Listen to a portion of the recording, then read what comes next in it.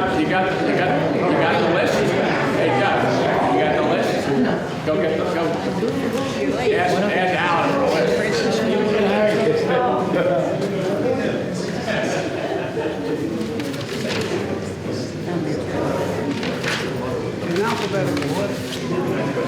Okay, folks, welcome. Good afternoon and good evening. Welcome to the dedication of the Joan Bramhall Children's Reading Room. I think it's most appropriate for this to be dedicated to Joan, and I just give you a little history. The expansion of the library was a contentious issue for a good number of years. Probably about 15 years before the freeholders made a decision. I know I was on the freeholder board for eight months in 1984, and there was a proposal that never saw the light of day. But finally, in 1997, the freeholders came together and voted to expand the library on the present site. There were always proposals to move it somewhere else, but you know, we wanted to keep it in Hanover Township, you know, so Ron Francioli was happy. But that was true. We worked out all those things, John. We don't talk about that stuff. It's here now. And Joan was on that board in 1997, and we hired the RBA architects and Bill Garrow was the president of them, and they did, I thought, a spectacular job. Not only did this project come on, delivered on time, but it was under budget. It was under budget, and they did a super job. So we then had the groundbreaking in 1999. Joan had become the county clerk in 1999, and we had the dedication in 2001. And the freeholder at that time was the dean of the freeholders right now, Doug Cabana. So to have some words of wisdom and also to introduce all the special guests, let me introduce the Dean of the Freeholder Board, Doug Cabana. Thank you, Frank. And the Dean, Frank is the Dean of the board, as we all know. Like all of us here this evening, Joan has touched our lives, and I was no exception. When I got involved in politics, I got elected to Township Committee in Boone Township in 1987, I met Joan through my municipal chair, Helen Allen. And, you know, all of us involved in public life, you know, you meet people, but you don't have a real, you know, a relationship that blossoms and becomes more than just that. And when I had the opportunity to serve with Joni on the Freeholder Board, and when she ran for County Clerk in 1998, I was running for my first full term on the board. We spent a lot of time together, driving around, and if we all remember, she had that pink thing on the side of her Cadillac when she was running for County Clerk. And we would ride around a lot. And for those who run for county office know that the 475 square miles of Morris County is quite large, and you spend a lot of time on the road. So I was able to meet Joan and to really become a friend of Joan's. And throughout the years, I've been, you know, counseled by her and bounced a lot of stuff off of her. And, you know, I've always taken her advice. And just the other day, a resident of Boonton gave me a phone call in the office and said, I didn't know that Joan had passed. He read about this dedication in the newspaper. And he said to me that he would go into the county clerk's office on occasion and he'd stop in to see Joni, and she always made him feel important. And he would share some of the stories that he had with her. And I think that's really kind of sums up the essence of Joan and her public service. She made everybody feel important. She lent her ear, she listened, and I think that was part of her public life. Because it's not just about being, you know, serving the public, it's about being the person. And she showed that, and showed so many people the kind inside, the nurturing part of her. And for that, I really appreciate her, the opportunity to have, you know, shared part of our lives with her. And I really miss her a lot, and I'm sure we all do too. This room, as Frank had said, Joan was on the board when we came up with this expansion, and she was instrumental in having this library be fruition. This part obviously was the front of the old building, and we expanded this greatly, and she was part of it. And I think this is so fitting to have the children's room named after her. And having her name up here, and as we see the plaque, to memorialize her in a building that meant so much to her, as did the County of Morris. So for that, I'm very pleased that we are able to do this, and the members of the foundation have found it fitting to dedicate this room in her honor. I'd like to now just take an opportunity to introduce some of the elected officials that have joined us here this evening. We have Senator Tony Bucco.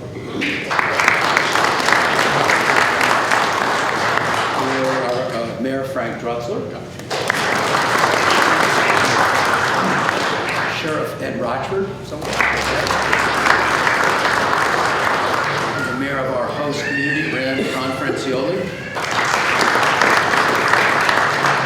Right up front, Senator Leanna Brown. From the community of Caring, Councilwoman Sue McCluskey. Councilman Jason Garr. From Lincoln Park, Councilman Ray Kerwin. Our County Clerk, Ann Grassi. Florham Park, former Mayor Frank Tenari. Assemblyman Tony Bucco. Harding Township Mayor Nick Platt. From Denville, Councilman Doug Gable. Councilwoman Deborah Smith. Our surrogate John Pecoraro.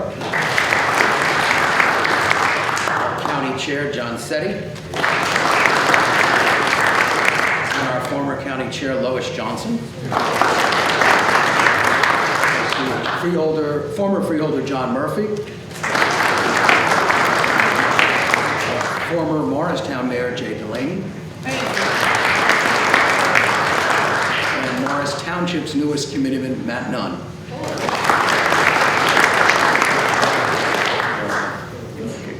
Everybody, I think we've introduced most everybody here. Thank you. Here you go. Thank you.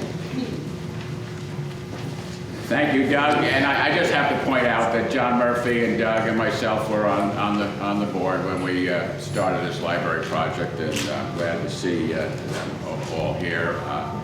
Also, I don't think we mentioned former Councilwoman Rosemary Agostini. Did we mention? No. We did?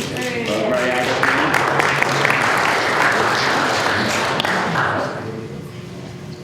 Yeah. There's a former Councilman Larry Brown from Mount Olive.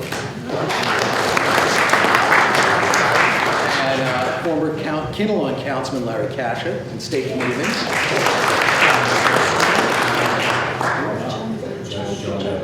Oh, yes. Yeah, she's got to speak. Oh, she's going to speak. All right. I think that's it. Did we miss anybody else? Let's put it that way.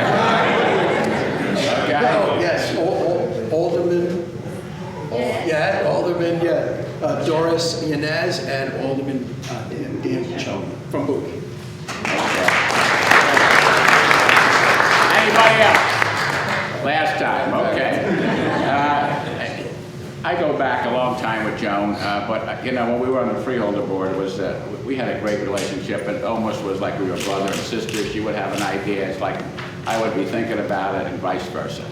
But I have to tell this story. Joan gets a gubernatorial race. Jim Corder is the candidate, and Joan calls up and says, "How would you like to be the county chair for Jim Corder for governor?" And I had my doubts whether I wanted to do that, but she talked me into it. Well, by golly, Jim Corder lost by so much. I mean, we were, towards the end, I was afraid he wouldn't even take Morris County. So I said, "Joan, don't ever do that. Give me another job like that." I'll never forget that. It was fun, but it wasn't fun. I just got to say, as the debate sort of went with the library, because it was a long debate, there were people who said we should do more to the library than just what the county government was doing. And Joan came up with this idea. It was her idea, and her idea was to have a library foundation. And she was passionate about it. She came up with the how to do it, what to do. She got Paul Green was the attorney. You got to draw off the butt. She had everybody doing stuff for her to get this off the ground.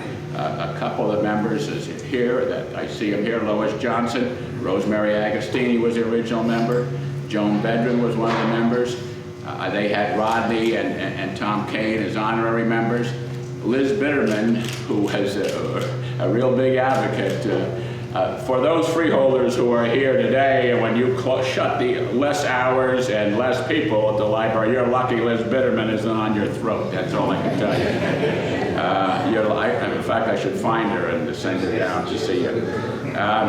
Anybody else was the original member that's here? Because, okay. Well, after Joan, after a while, decided that there should be a succession here, she decided, or the committee decided, that Joan Bramhall would be the right person. So, Joan, would you like to say a few words?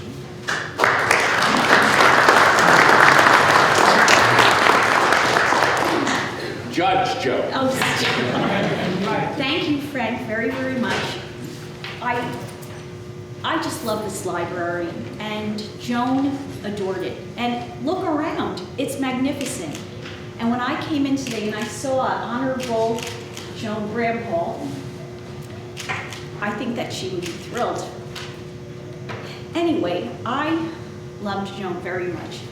So I met her when I came to Morris County in 1984, at the age of 13. And I was just a newcomer. She was undoubtedly the queen of Morris County. There's no dispute about that. She was so classy and elegant and beautiful, and I watched her, and I just wanted to follow in her footsteps. She was so good with everything. She was so nice to everyone. So one day I went knocking on her door. We both lived in Denville. And I was running for the Board of Ed. I had never run for anything before. And I had my little petition in my hand, and I knocked on the door, uninvited. And she opened the door, and the dog started jumping all over me. And I said, Joan, would you please sign my petition? Oh, sure. She grabs it out of my hand. And at the time, I was using my real name, Joan Bramhall. I was married, but who would take their husband's name? And she said, oh, this is great. She signs it, and then she takes a marker and she crosses out the bedroom, and then she writes in Murray, which is my husband's name. Now, I'm not going to say anything, because it's Joan. And she said, okay, this is your name from now on. Oh, okay, and you're going to win. And this is why you're going to win. And I used that name ever since. And I did win, and I just think it was typical Joan. The tutoring, the mentoring, the common sense. So one day she said to me, okay, you're going to be on the Morris County Library Foundation. And of course, as everyone will testify, you would never say no. You just do it.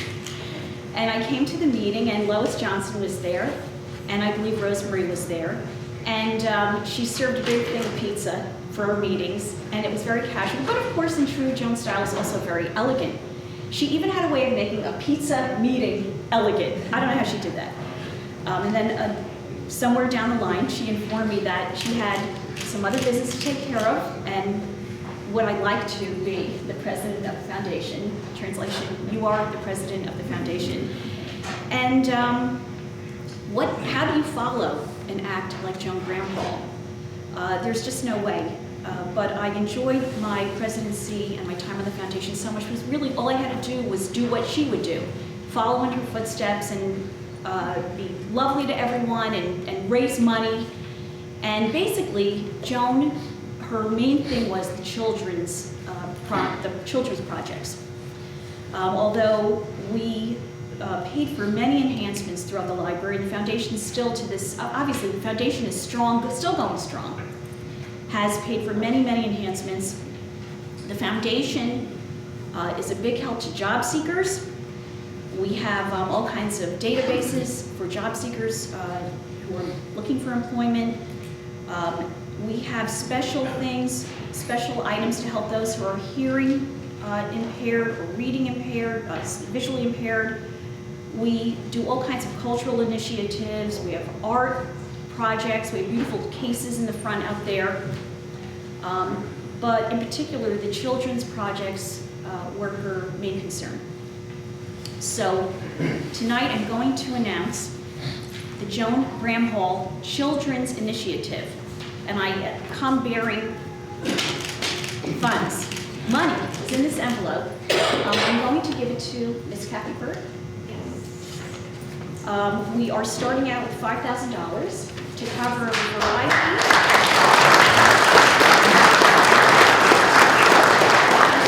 Thank you to all of you for your support, by the way. This, of course, is a community project.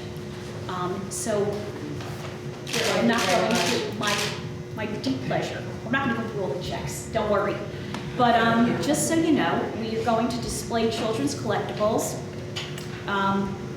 We're having a 2-hour program by an artist known as Michael Albert, realism, family art history, and the Brian Richards Magic and Comedy Show, which highlights the magic of reading, and of course the ever-popular Lizard Guys. We have it every year.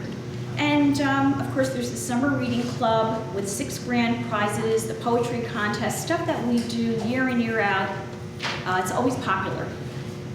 So that's what's going on with the Library Foundation, and all your support, your continuing support is greatly appreciated. Now we have another reason to continue to support, and that's Joan. She would just love it and welcome it and appreciate it. And I just want to say that somebody like Joan could have been a great success in any other area. Any area where you need intelligence, beauty, charm, savvy, and great organizational skills. She could have really done anything, but we were blessed to have her in our arena doing all this for the residents of Morris County. So thank you very much.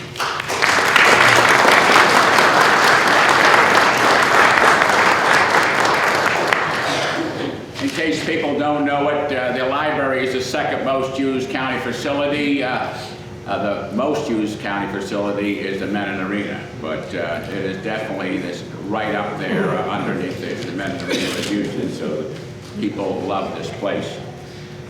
We're going to have our next speaker is Fred Snowflack, who covered the news here in the county and those times for the Daily Record. I think he's most famous, well, he's famous for a lot of things. He's now with the Bergen Record. But he's always famous for, you know, at the end of the year, he would have Snowflack's predictions, figuring out what's going to happen, who's going to run, what's going to happen in the next year. But probably what we all remember is, of him is cheers and jeers every Saturday, okay? So here he is to cheer us up, Fred Snowflack.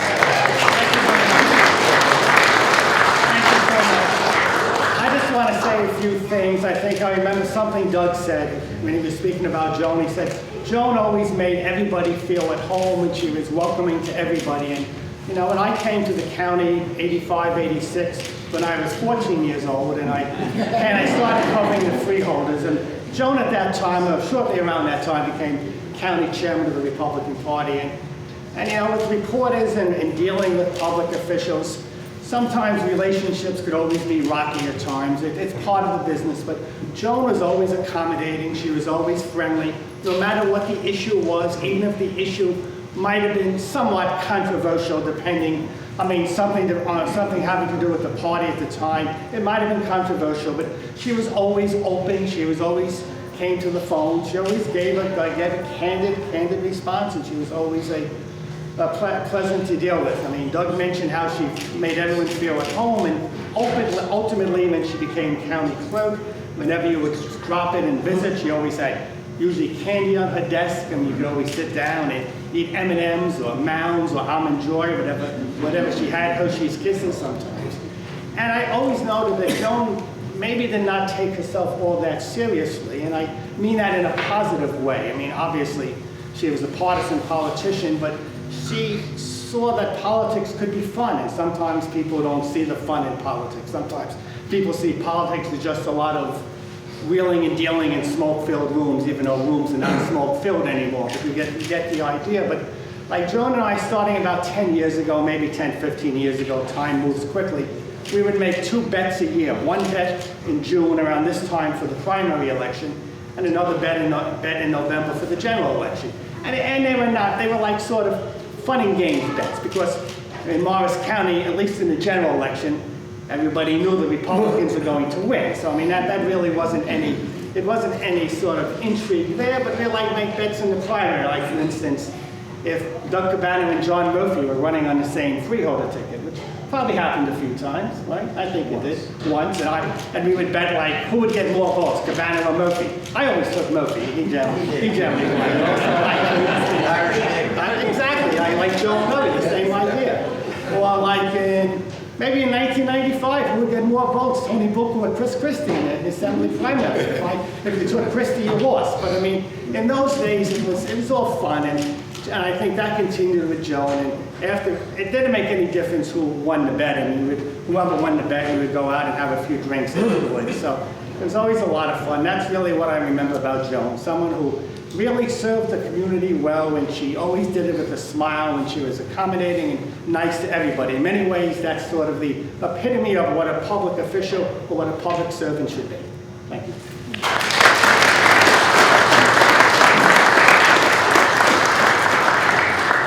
We have one little story that Alan Zakin wants to say. You want to say it? Sure.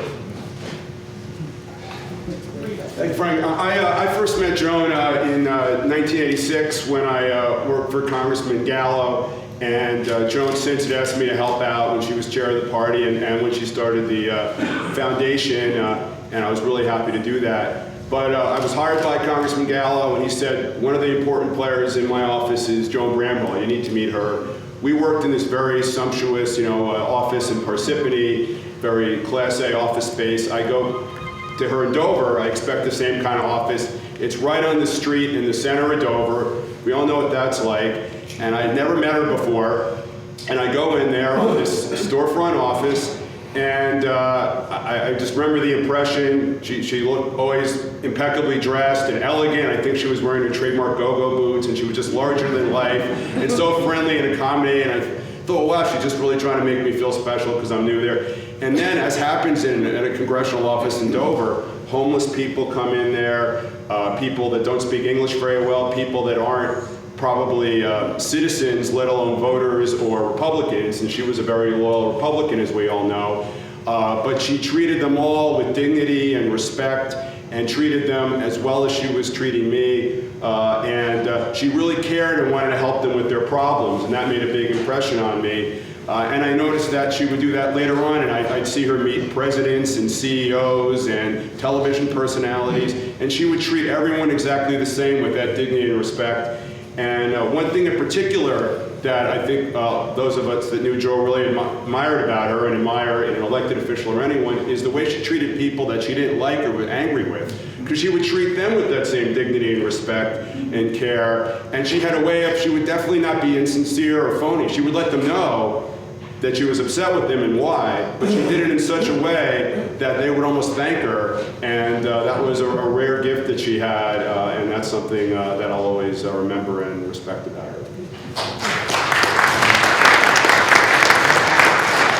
Okay, we'd like to have Brian Bramhall come on up, or bring the whole family up, Brian, and I'm going to ask Doug and Ann just to step aside because they're going to. Brian, you're going to say a few words, and I want you to introduce all the members of the family too, please. Okay? Do you want me to introduce or you're doing? No, you introduce. Come on right up here, guys.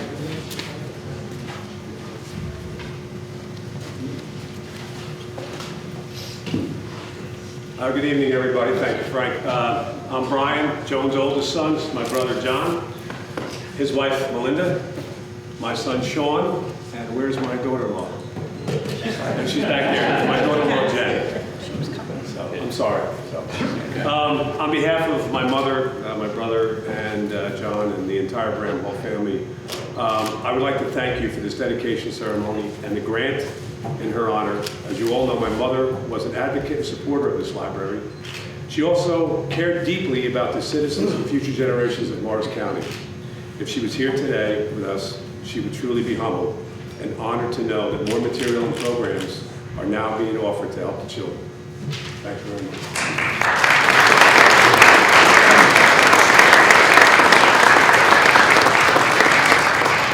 You want to say something? Okay, John, you want to get on one side, Brian on the other, Okay. and the family members get right behind him, and then I want you to, in unison, pull that flag. Okay. Pull that cover down. You got it? Okay, you ready? 1, 2, 3. Thank you.